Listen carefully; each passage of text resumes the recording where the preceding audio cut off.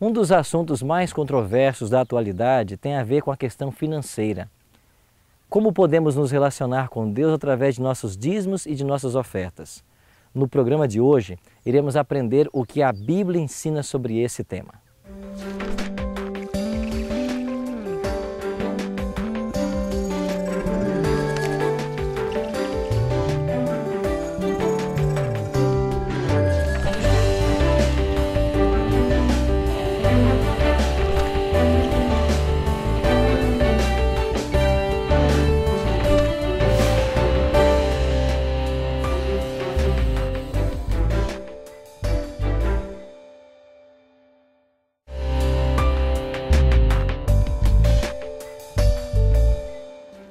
Olá, amigos da Novo Tempo, sejam bem-vindos mais uma vez ao nosso programa semanal de estudo da Bíblia, Bíblia Fácil.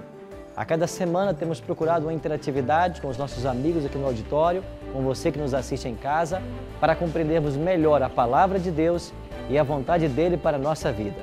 Você pode solicitar um guia de estudo que nós oferecemos gratuitamente a todas as pessoas através dos canais que nós criamos para isso. Você pode acessar o nosso blog, novotempo.com/bibliafácil. Você pode ligar para a Escola Bíblica da Novo Tempo, que pode mandar esse material para você no telefone 0 operadora 12 21 27 3121, horário comercial, ou você pode mandar uma carta para o nosso endereço em Jacareí, São Paulo, e nós vamos então enviar esse material para você. E você terá a oportunidade de acompanhar esses estudos conosco todas as semanas. Estamos chegando então a uma reta final de nossos estudos. Temos passado várias semanas aqui aprendendo da Palavra de Deus e hoje chegamos a um tema muito controvertido, que vai falar sobre fidelidade a Deus em dízimos e ofertas. Como que funciona na Bíblia a questão financeira? O que Deus pede de mim e de você? Numa época em que nós vivemos com tantos problemas, tanta discussão, a respeito do dinheiro, a respeito de como as pessoas são cobradas, a respeito das práticas religiosas, nós precisamos esclarecer completamente esses fatos à luz da Bíblia. É por isso que vamos agora ler vários trechos da Palavra de Deus na busca da compreensão desse assunto. Eu quero convidar você então a tomar também a sua Bíblia, como todos nós já estamos aqui com as nossas, para começarmos esse estudo. Antes, porém, quero convidá-la para que nós oremos a Deus pedindo a bênção para esse estudo. Bondoso Pai, graças te rendemos pelo dom da vida e por estarmos reunidos mais uma vez para estudarmos a Tua Palavra. O assunto que agora vamos estudar é muito delicado e talvez existem posições e pensamentos divergentes. Queremos deixar as nossas ideias preconcebidas de lado e pedir que a Tua Palavra nos fale e que de uma vez por todas sejamos esclarecidos com relação a esse tema da fidelidade a Deus nos nossos recursos. Abençoa-nos nesse momento, a cada amigo que está aqui no nosso auditório e a cada telespectador que se encontra em casa, em nome de Jesus te oramos. Amém. Ao falarmos sobre vida financeira, como nos relacionamos com Deus, com nossas propriedades, a primeira coisa que nós devemos entender é de que Deus é o dono de tudo. Abra sua Bíblia no Salmo 24, página 388 do Velho Testamento. Você que está em casa, talvez a paginação não confira, mas nós iremos ler Salmo 24, é um salmo escrito por Davi, e leremos o versículo 1, Salmo 24, verso 1. Assim diz o texto sagrado: Ao Senhor pertence a terra e tudo que nela se contém, o mundo e os que nele habitam. O que a Bíblia está dizendo? De que nós não somos donos de quê? De nada. Porque tudo que existe nesse mundo, a terra e até os moradores dela, pertencem a quem? A Deus. E pertencem a Deus por dois motivos: pela criação e pela redenção. Nós fomos criados por Deus para adorá-lo, para amá-lo. O pecado entrou no nosso planeta, nos separou de Deus. Cristo veio morrer em nosso lugar para nos redimir. Então nós pertencemos a Deus por criação e por redenção. tudo o que há nesse planeta é de Deus, então você não tem nada. O lote que está em seu nome, a casa que está em seu nome, o carro que está em seu nome, não pertence a você, pertence a Deus. E uma expressão muito comum, e que é uma grande verdade, é: nós viemos nu a esse mundo e voltaremos sem nada, porque ninguém leva para a sepultura nada dessa terra. O primeiro princípio que nós devemos entender ao tratarmos do assunto dízimos e ofertas é que nós não somos donos de nada. Deus é o dono de tudo. Avancemos então. Agora, Deus dá habilidade a certas pessoas de adquirir bens. O que a Bíblia revela sobre isso? Deuteronômio capítulo 8, versos 17 e 18. Deuteronômio capítulo 8, versos 17 e 18. Página 135 do Novo Testamento. Página 135 do Novo Testamento. Você que nos acompanha em casa, Deuteronômio, capítulo 8, iremos ler os versículos 17 e 18. Leio assim: não digas, pois, no teu coração, a minha força e o poder do meu braço me adquiriram estas riquezas. Antes, te lembrarás do Senhor teu Deus, porque é Ele quem te dá forças para adquirires riquezas, para confirmar a sua aliança que, sob juramento, prometeu aos teus pais, como hoje se vê. O que a Bíblia está dizendo para mim e para você? Não se vanglorie por nada que você tem. Você pode ser a pessoa mais rica da sua cidade, do seu estado, do seu país, ou talvez do mundo. Você não pode se gloriar disso. Você tem que dar glórias a Deus, porque é Deus quem nos dá a habilidade para adquirirmos os bens. Agora você pode se perguntar, e por que então alguns têm essa habilidade e outros não têm? Você conhece um adágio popular que diz assim, que Deus não dá asa à cobra? Para muitos, a pobreza é uma bênção. E Deus não permite que muitas pessoas se enriqueçam e adquiram muitos bens, porque esta riqueza e estes bens seriam motivos da sua perdição. Você lembra de um jovem rico que certa vez se aproximou de Jesus e disse para ele: bom mestre, que farei para herdar a vida eterna?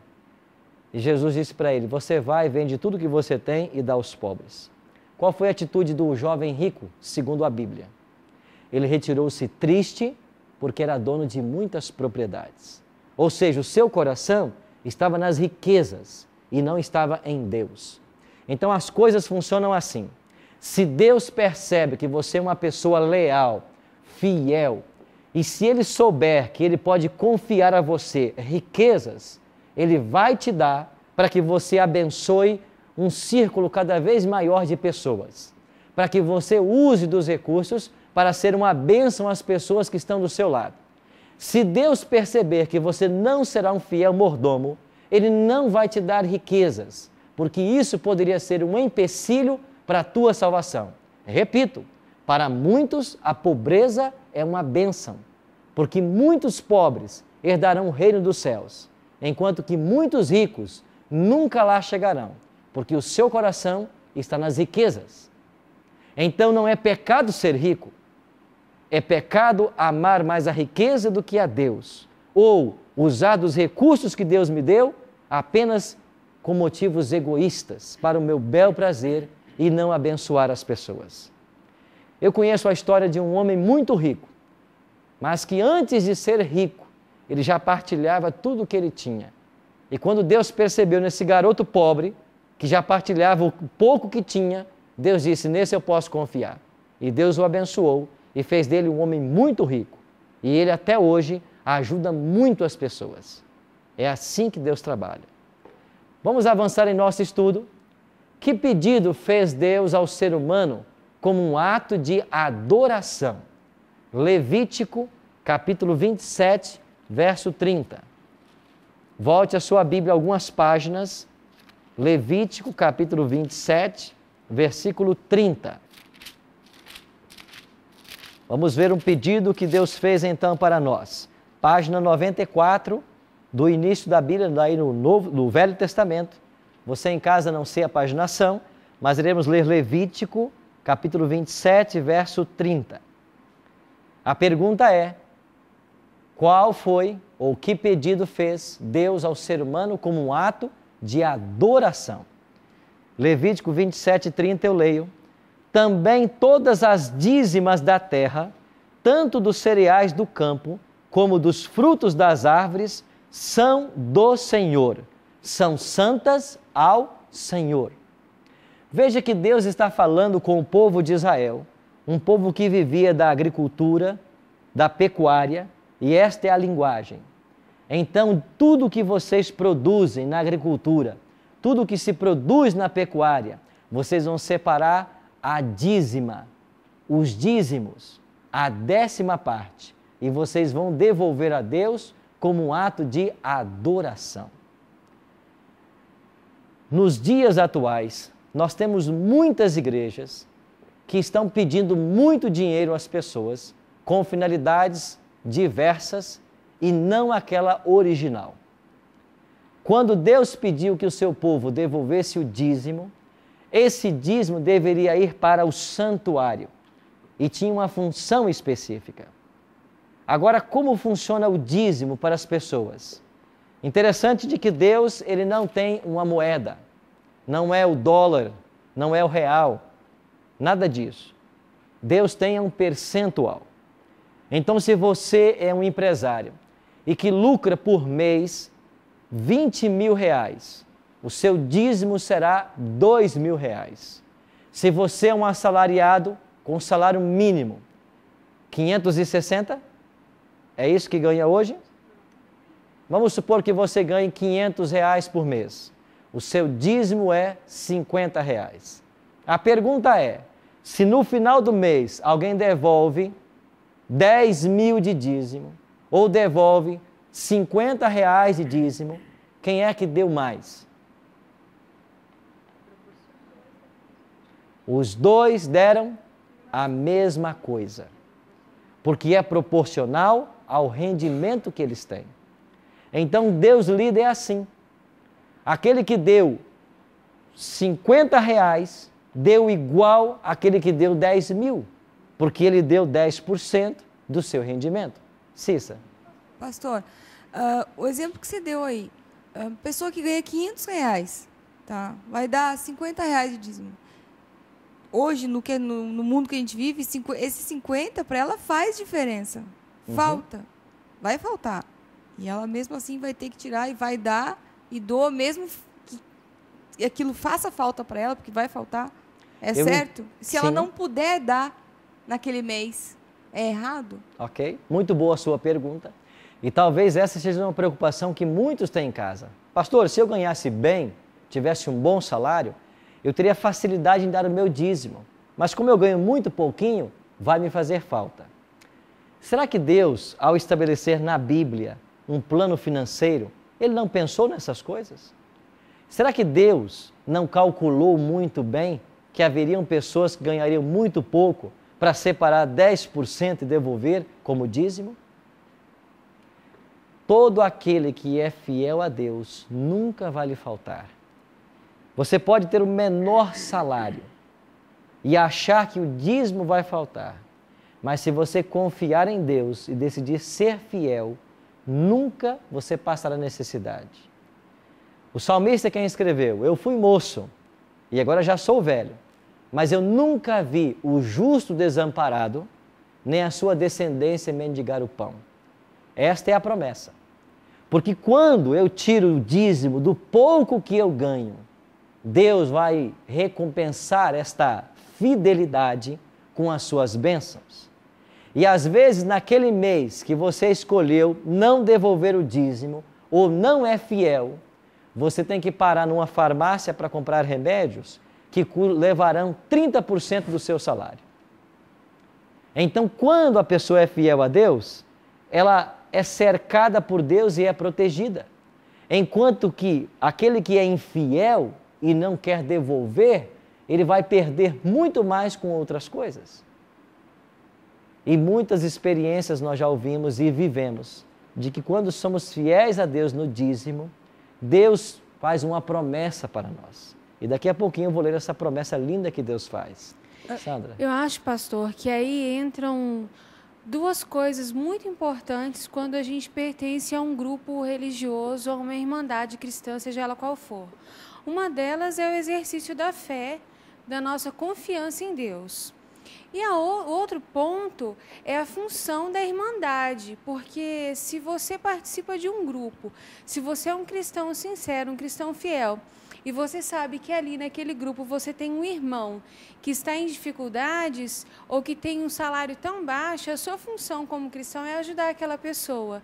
E eu creio e tenho experimentado inúmeras vezes na minha vida, principalmente quando eu era criança, tive uma infância muito pobre. Toda vez que a gente se dispunha a ser fiel a Deus, Deus nos abençoava e assim a gente teve milagres imensos, imensos, imensos, sempre. Então, assim, o dízimo é uma prática que eu já trago na minha vida e olha, Cissa, Deus realmente ele é fiel a quem é fiel a Ele. Cissa? O dízimo ele é revertido em quê?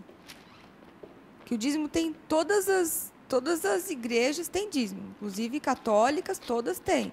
Ele, na verdade, ele é revertido em quê? Para quê? Qual o fim? Ok, nós iremos ler um texto aqui que vai falar a respeito da utilidade do dízimo. Em que ele deve ser usado. Antes, porém, de falarmos sobre isso, eu queria explicar que há outro detalhe.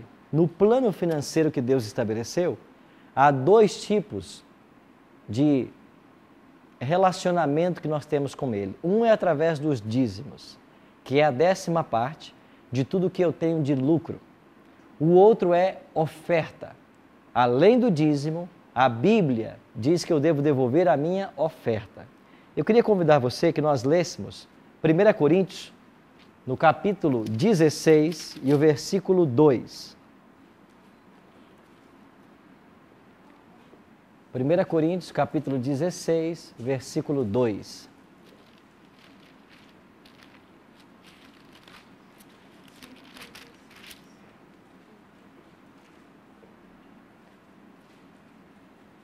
Então, além do dízimo, nós também devemos devolver uma oferta a Deus. E em 1 Coríntios, capítulo 16, verso 2, Paulo assim escreveu. Aqui fala acerca de uma coleta que eles estavam fazendo para ajudar os necessitados da Judeia. E Paulo disse assim, quanto à coleta para os santos, fazei também vós, no versículo 1 eu estou lendo, como ordenei às igrejas da Galácia. No primeiro dia da semana, cada um de vós ponha de parte em casa, conforme a sua prosperidade, e vá juntando para que se não façam coletas quando eu for. Então, cada um devia separar uma oferta, segundo a sua prosperidade, para dar a outras pessoas que estavam carentes. E a Sandra mencionou um ponto que é muito relativo a isso aqui. Nós queremos ler um outro texto que vai falar sobre as ofertas e vamos fechar esse assunto. Mas isso depois do intervalo. Já já voltaremos. No próximo bloco... Eu, Cleide, com a minha família, tenho meu salário e vamos imaginar que eu estou dentro da igreja e passo por uma dificuldade de doença. E o meu salário não está suprindo as necessidades do que eu preciso. A igreja se une e me ajuda. O fato de estar na Bíblia, que eu teria que dar o dízimo, o meu salário não está suprindo as minhas necessidades, eu ainda estou tendo ajuda. O que um cristão faz nessa situação?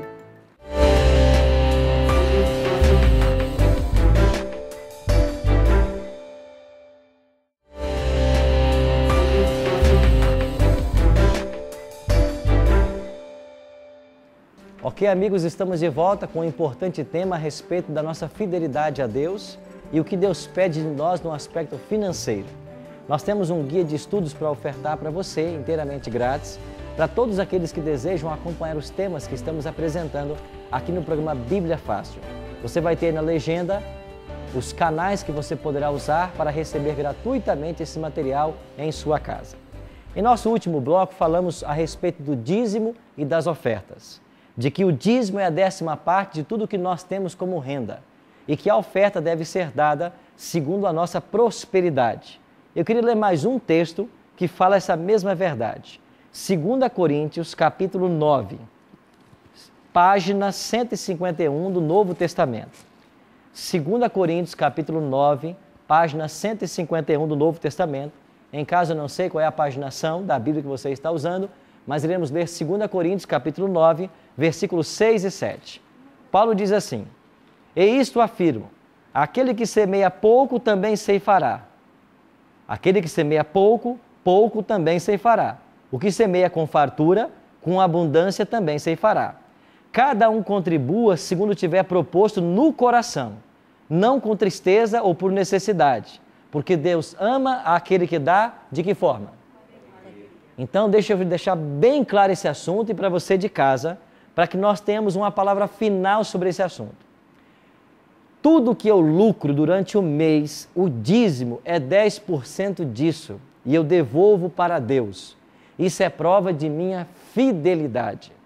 A oferta, Deus não deixou um percentual na Bíblia. Paulo está dizendo, cada um contribua segundo propõe no seu coração. Deus deixou livre para você dar quanto você quer dar e você deve dar de acordo com a gratidão do seu coração. Então, nos dízimos eu demonstro a minha honestidade e fidelidade e nas ofertas eu demonstro a minha gratidão. O dízimo é 10%, não é 11 e não é 9, é 10. E a oferta, cada um contribui segundo desejar. Cleide. Pastor, então, eu, Cleide, com a minha família, tenho meu salário e vamos imaginar que eu estou dentro da igreja e passo por uma dificuldade de doença. E o meu salário não está suprindo as necessidades do que eu preciso. A igreja se une e me ajuda. O fato de estar na Bíblia, que eu teria que dar o dízimo, o meu salário não está suprindo as minhas necessidades, eu ainda estou tendo ajuda. O que um cristão faz nessa situação? A primeira coisa que o cristão deve entender é que ele deve ser uma pessoa financeiramente equilibrada. Ele deve viver dentro das suas rendas, das suas economias. Eu não posso ter um estilo de vida que me leve a gastar R$1.000 por mês com alimentação, aluguel, telefone, todas as coisas, se eu ganho R$800 por mês. Isso é possível? Não, mas no caso aqui que eu estou citando, um caso de doença, um acontecimento, assim, inesperado. Tudo bem, eu vou chegar lá. A primeira coisa é, o cristão tem que ser uma pessoa organizada. Os maiores problemas financeiros, ou a maioria dos problemas financeiros, não acontecem por motivos inesperados, não acontecem por imprevistos, acontecem por falta de planejamento. Por exemplo, nós temos no Brasil altos índices de inadimplência. Por quê? Porque muito crédito foi oferecido e as pessoas, sem pensar, lançaram mão desse crédito e hoje nós temos uma população endividada. Esse é um problema que vai amanhã ou depois aparecer. Se eu procuro manter uma vida equilibrada e vivo dentro do meu orçamento, eu devo ter obrigatoriamente uma reserva para as emergências, para que quando uma doença acontecer, para que qualquer tragédia acontecer, eu tenho alguma coisa de onde tirar, certo? Se de tudo eu não me planejei, eu não estou conseguindo, com o meu orçamento, atender todas as necessidades, eu não tenho autorização da Bíblia para sacrificar o meu dízimo em função de qualquer outra coisa. Não existe essa abertura na Bíblia. O que existe é uma prova de fidelidade. E Deus faz uma promessa para aqueles que são fiéis. Nós vamos ler essa promessa. Vamos ler logo essa promessa? Eu já vou dar a palavra ao Jati e depois a Cissa. Um minutinho. A igreja, na Bíblia está escrito assim, se a igreja tem o poder de ajudar essa pessoa que está em necessidade e mesmo ela continua contribuindo e não está suprindo, a igreja, os irmãos vão ajudar? Sim. Tem alguma previsão aqui Esse texto que nós acabamos de ler em 1 Coríntios 16, 2, falou de Paulo recolhendo uma oferta para ajudar as pessoas que estavam passando por dificuldades. Então, há uma prescrição na Bíblia para isso. Esse compromisso tem, também sim, com os seus demais irmãos. Com os membros da igreja, com a comunidade. Malaquias, abra sua Bíblia no livro do profeta Malaquias. E vamos ler um texto, Jati, eu já vou te dar a palavra logo, logo.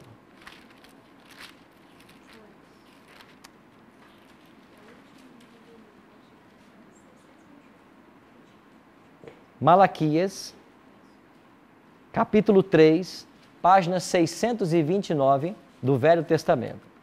Eu não sei qual é a paginação da Bíblia que você está usando em casa, mas nós vamos ler Malaquias capítulo 3, versículos 8 em diante. Assim diz a palavra de Deus: roubará o homem a Deus? Malaquias faz uma pergunta. Malaquias 3, 8.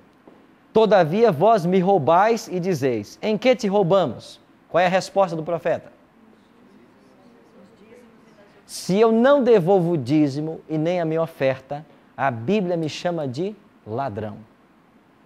Não há uma exceção na Bíblia para dizer assim: se você esse mês precisar usar o dinheiro para terminar a prestação disso, daquilo, para cobrir essa doença, aquele material escolar, aquela emergência, não há essa abertura na Bíblia.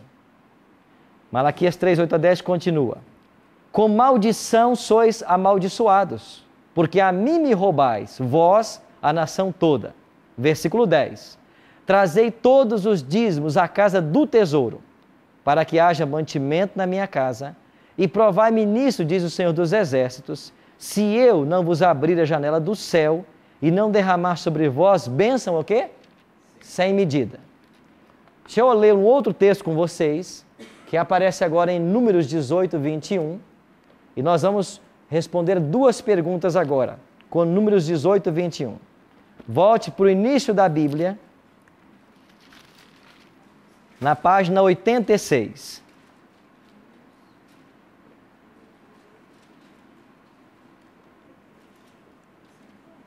Números capítulo 18, verso 21.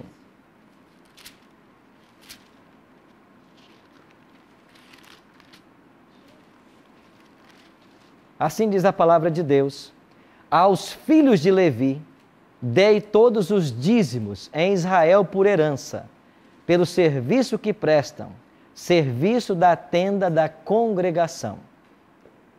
Olha o que diz a palavra de Deus sobre o uso dos dízimos, que a Cissa havia perguntado. Malaquias diz de que se nós não dermos nosso dízimo de oferta, nós estamos roubando a Deus.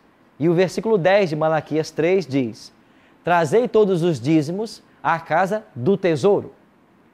A casa do tesouro era o santuário no Velho Testamento. E aqui em Números 18, 21, o dízimo era dado aos levitas. Você se lembra que Jacó teve 12 filhos. Um desses filhos se chamava Levi. E todos os descendentes de Levi eram chamados de levitas. E na rebelião que aconteceu com Moisés, na história do bezerro de ouro, quando as pessoas adoram aquele bezerro que Arão erigiu, os filhos de Levi não participaram da idolatria. Eles ficaram fiéis a Deus.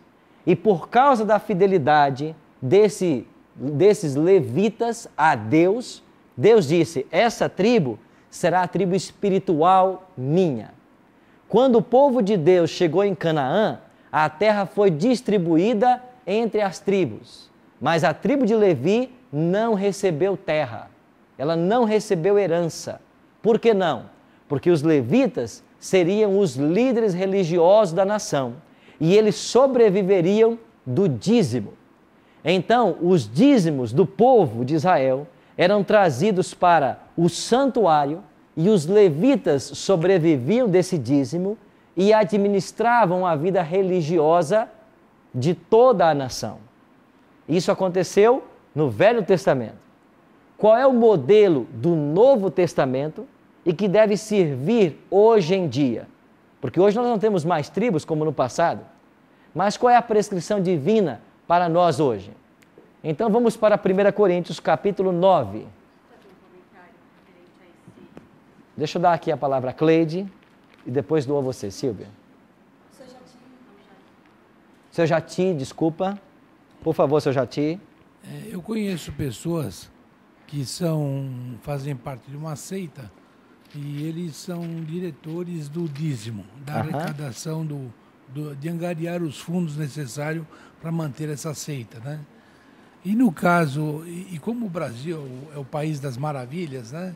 Tudo acontece, como é que fica a situação quando a pessoa pega um bônus extra, uma loteria, qualquer dessas facilidades, qualquer desses dinheiros fáceis?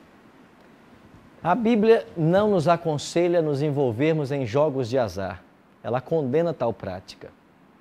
Mas se uma pessoa, de alguma forma, teve acesso a um dinheiro, se ele quiser devolver a Deus o dízimo, isso vai do coração dele. De fato, o dízimo é uma questão pessoal, é uma questão de salvação, mas é uma questão pessoal. Então, eu devo dizer, eu devo tomar a decisão em ofertar o dízimo ou não. Eu não sei se eu fui claro com você, Jatinho. Foi, mas se é fruto de algo que Deus não aprova, de um jogo, mesmo assim é aceito o dízimo? Aí o que eu estou dizendo para vocês, nós não sabemos o coração da pessoa, até que ponto ele tem noção de que esse dinheiro veio de uma fonte errada. Nós não sabemos isso. Quem sabe se ele não tem essa consciência e no seu desejo é fiel a Deus, nós não podemos julgar isso. Então é Deus quem vai julgar.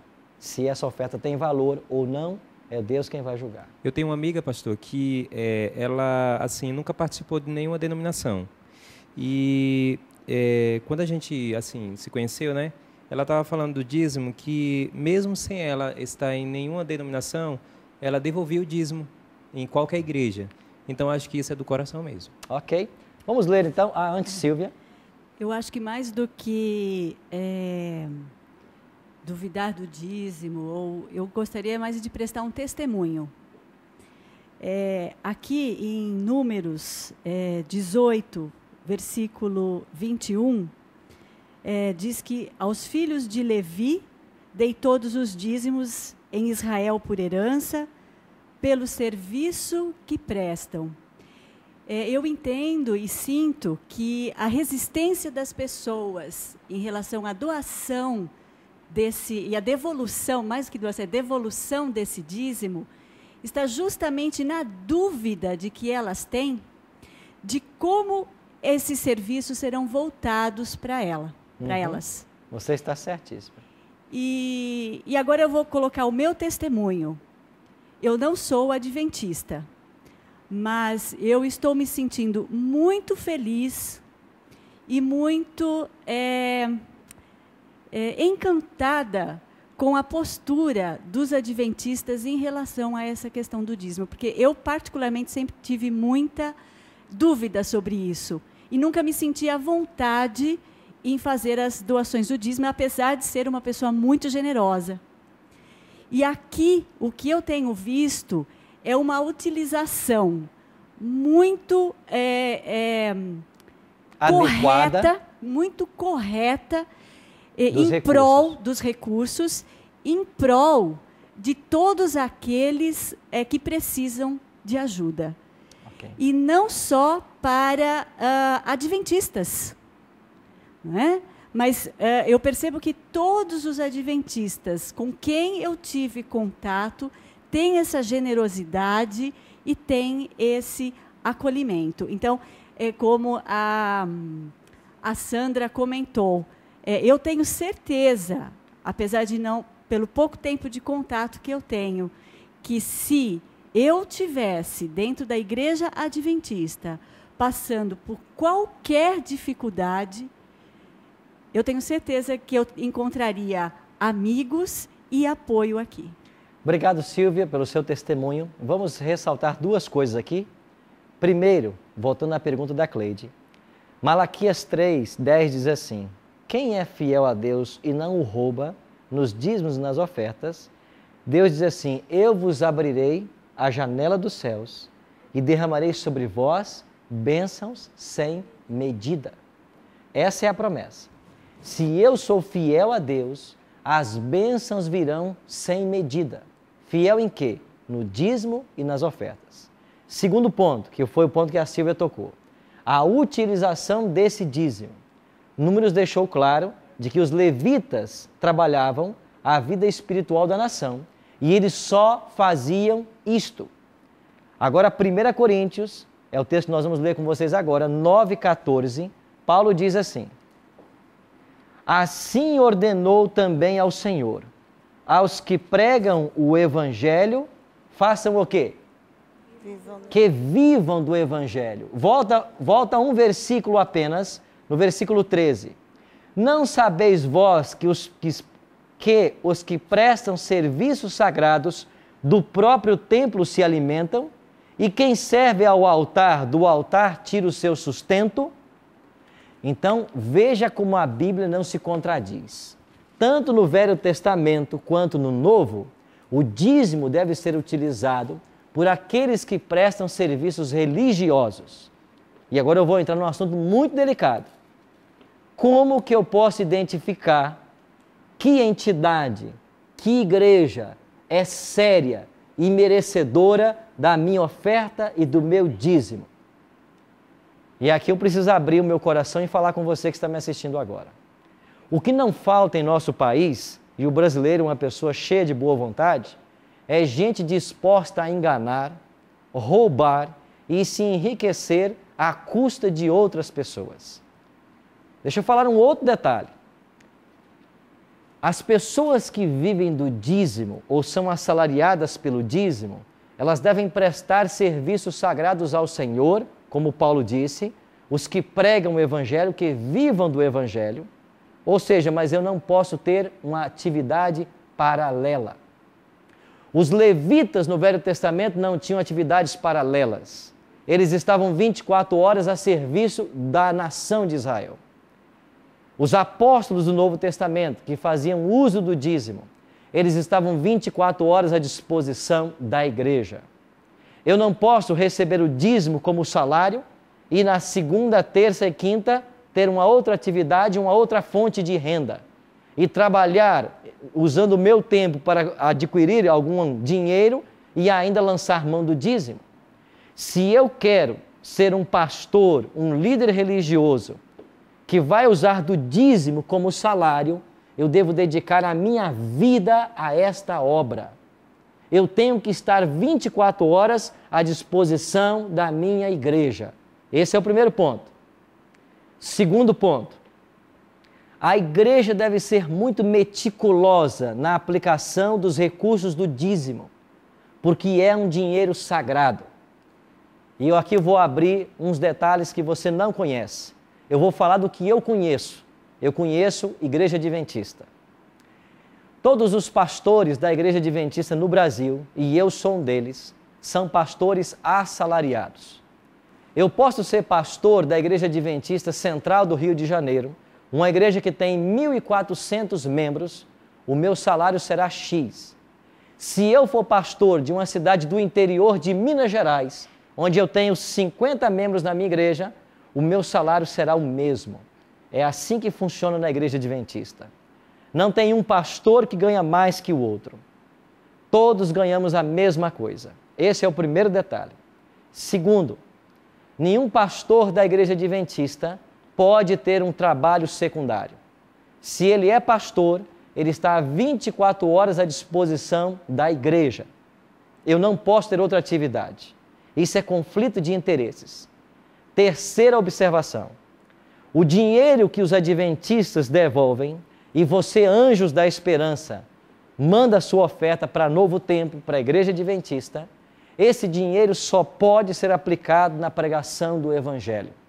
Eu não posso pegar esse dinheiro e aplicar em outra coisa, senão na pregação do Evangelho. É por isso que projetos como esse, desse programa, e de tantos programas que tem a Novo Tempo, de todos os materiais que nós imprimimos e mandamos de graça para todas as pessoas, são materiais subsidiados pelo dízimo. Nós não cobramos nada disso, porque usamos o dízimo para a pregação do Evangelho. E aqui eu vou tocar num ponto muito interessante. Talvez você não saiba, mas a Igreja Adventista, ela é riquíssima. A Igreja Adventista tem uma rede de hospitais, tem uma rede de escolas, universidades. Nós temos uma rede de comunicação que envolve rádios e TVs. Nós estamos presentes em mais de 206 países do mundo. Nós somos quase 18 milhões de membros pelo mundo. E a igreja é riquíssima. E eu faço uma pergunta para vocês que estão aqui no auditório. E de quem são estas coisas? De quem é essa instituição que nós estamos hoje aqui, o Cevisa? De quem é a TV Novo Tempo? É de Deus. Sabe por quê? Porque eu, como pastor dessa igreja, eu não tenho autonomia de vender um assento desse sequer, porque isso não está no meu nome. Esse está em nome da igreja. Isso pertence a Deus. Não existe a possibilidade de um pastor adventista vender um terreno para ele se beneficiar, porque tudo está em nome da igreja. E a igreja é administrada por uma comissão que zela primorosamente pelo investimento dos dízimos na salvação de pessoas. Com isto, eu estou dizendo que hoje muitas pessoas estão enganadas porque na sua sinceridade estão devolvendo seus recursos para as pessoas que estão fazendo mau uso dele e estão usando os recursos de Deus para os seus próprios benefícios particulares. Mas deixa eu aliviar a sua consciência. Se você é um fiel dizimista e ofertante, se você devolve de todo o coração, não se preocupe. A sua parte você está fazendo. Agora, ai daquele que pegar o seu recurso e aplicá-lo da forma indevida. Sabe por quê? Este vai pagar com a vida eterna. Ou melhor, com a perda da vida eterna. Este vai pagar perdendo sua salvação. Mas você deve ser criterioso nesse aspecto. Estude para onde vai os seus recursos. Você tem direito a essa informação. Como eles são aplicados por qualquer instituição, você tem direito a essa informação. Porque Deus quer honrar você com a sua fidelidade, mas você deve ser sábio para não aplicá-lo naquilo que não é destinado à luz da palavra de Deus. Sim, Cleide? Quanto a que Silvia falou, eu gostaria de falar para todos os dizimistas da Igreja Adventista, os anjos, que eu sou prova de onde está sendo empregado o dinheiro de vocês. Minha filha é bolsista da Escola Adventista de Campinas. Ela não é bolsista integral por leis dos homens, porque os homens não permitem bolsas integrais para o maternal, para pré. Mas creio que a partir do primeiro ano, ela já deva ser uma bolsista integral. E eu sou muito grata a todos. Pois bem, amigos, hoje aprendemos a respeito dos dízimos e das ofertas. O meu conselho para você é que você estude bastante a palavra de Deus. O Espírito Santo vai te guiar nessa jornada e vai te dar sabedoria para você saber usar os recursos, aplicar os seus recursos da forma correta. O nosso apelo para você hoje é que você busque ser fiel a Deus, faça a prova disto e Deus vai abençoar você. Não crendo na teologia da prosperidade como pregam por aí, que você tem que dar tudo para receber. Deus não ensina isso. Deus ensina o dízimo e a oferta. Que Deus te abençoe nesse ato de adoração, nesse ato de gratidão e honestidade. Vamos orar? Pai Santo, obrigado por tua orientação nesta hora. Que nós possamos ser fiéis ao Senhor em todas as coisas, por Jesus. Amém. Obrigado, amigos. Semana que vem continuamos com outro tema. Que Deus o abençoe e até lá. Todo dia quando me levanto, elevo meu pensamento a Ti, Senhor. Agradeço pelas bênçãos de ouvir os pássaros, ver as cores e respirar. Sinto os cuidados nos mínimos detalhes que o Senhor tem comigo. Me protege dos perigos, me dá força para enfrentar o dia. Senhor, eu tenho um sonho para contar. Daniel nem precisa interpretar. Não vejo a hora de realizar. Espero o dia que o Senhor voltar, de braços abertos me arrebatar. Meu sonho é te abraçar, Jesus, te abraçar, Jesus, te abraçar, Jesus.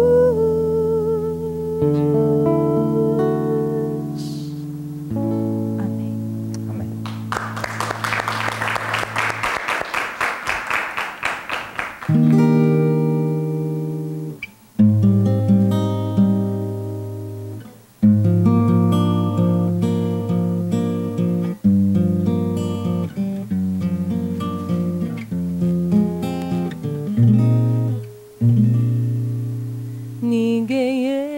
explica o que eu sinto quando louvo a Deus de todo o coração.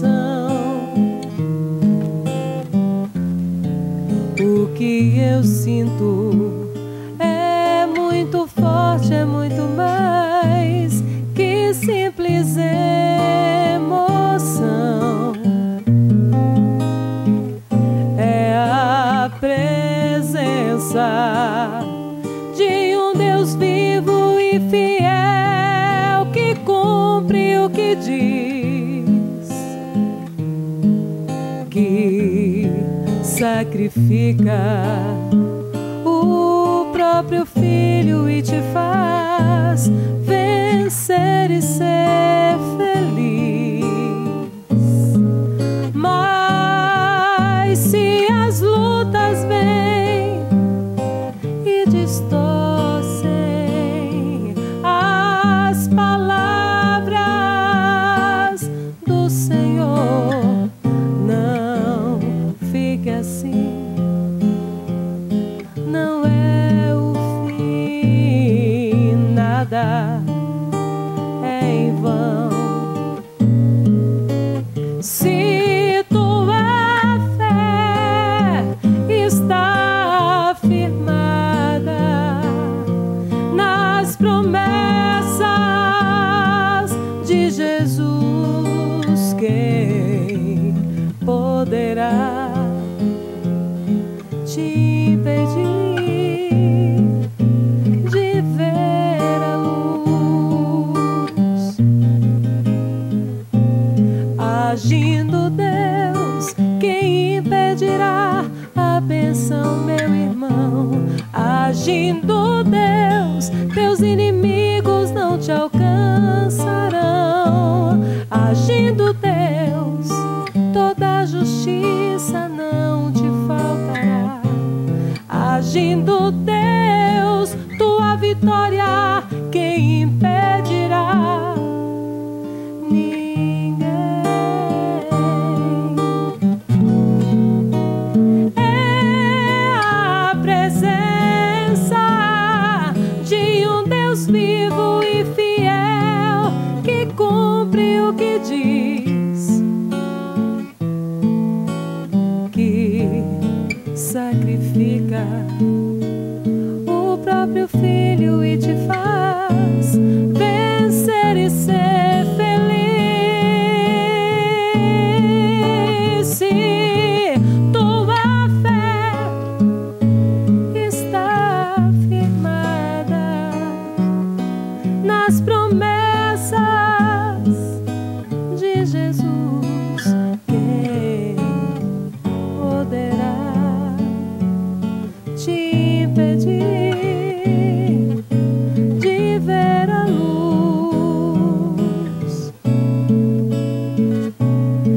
Agindo Deus, quem impedirá a bênção, meu irmão? Agindo Deus, teus inimigos não te alcançarão. Agindo Deus, toda a justiça não te faltará. Agindo Deus, tua vitória quem impedirá? Ninguém.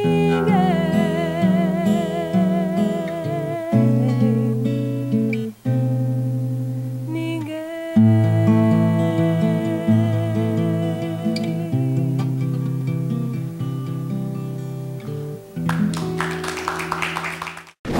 No próximo sábado, vou falar com todo carinho para você o que eu já falei para vocês aqui.